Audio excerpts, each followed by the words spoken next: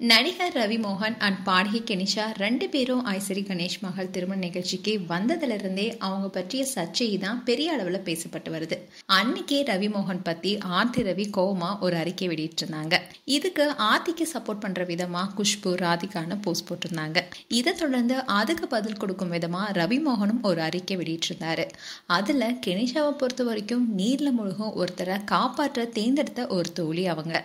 என்ன உடைச்சிட்டு இருந்த வாழ்க்கையிலிருந்து விலகி தைரியம் மட்டுமே இருந்த எனக்கு அவங்க தான் உயிர் நாடியா மாறினாங்க. என்னுடைய பணம், வாகனம், ஆவணம்னு ஏன் என்னுடைய அடிப்படை கண்ணியும் கூட பறிக்கப்பட்டு என்னுடைய சொந்த வீட்டு விட்டே வெளியேறியப்போ கெனிஷா தான் எனக்கு துணையா நின்றாங்க. சூழ்நிலையை அறிந்து வந்த ஒரு அழகான துணை அவங்க. என் வாழ்க்கையில ஒளிய தந்தாங்க. என்னுடைய அனைத்து போராட்டங்களையும் கெனிஷா நேரடியா பார்த்தாங்க. புகழுக்காக இல்லாம இரக்கத்துடனோ வலிமையுடனோ என் கூட இருக்க முடிவு செஞ்சாங்க. என்னுடைய வாழ்க்கையின் அழகான துணை நடிகர் ரவி மோகன் அந்த அறிக்கையில வெளியிட்டிருந்தாரு. அதுக்கப்புறமா ஆர்த்தியுடைய அம்மா வெளியிட்ட அறிக்கையும் வைரலானுச்சு. ஜெயம் ரவிக்காக தான் 100 கோடி ரூபாய் அளவுக்கு கடன் வாங்கியதாகவும் அவங்க சொல்லியிருந்தாங்க. அதோட எப்பவுமே உங்களை கதாநாயகவே பார்த்துட்டு வரோம். நீங்க சொல்ற அடுக்கடுக்கான பொய்கள்னால அந்த நிலையில இருந்து தரம் தாழ்ந்து போக வேணாம். இன்னைக்கு வரைக்கும் என்னுடைய பேர குழந்தைகளுக்காகவும் அந்த குழந்தைகளுடைய சந்தோஷத்துக்காகவும் தான் என்னுடைய பொண்ணும் மாப்பிளையும் இணைஞ்சு வாழணும்னு உணர்வு பூர்வமா விரும்புறேன்னு நடிகர் ரவி மோகனுடைய மாமியாரும் பட தயாரிப்பாளரான சுஜாதாவும் தெரிவிச்சிருந்தாங்க.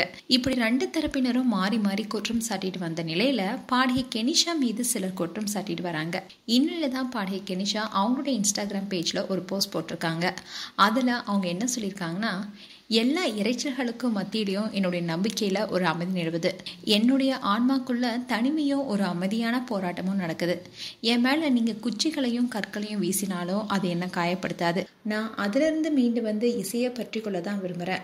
என்னுடைய தழும்புகளையும் ஞானமா மாத்துறேன். நாளை விடியல்கள் புதிய தொடக்கங்களுக்கு அழகான துயரங்களிலிருந்து என்னுடைய ஆன்மா பாடுதுன்னு அதுல சொல்லியிருந்தாங்க. இப்போ இவங்களுடைய போஸ்ட் வைரல் ஆயிட்டு வருது.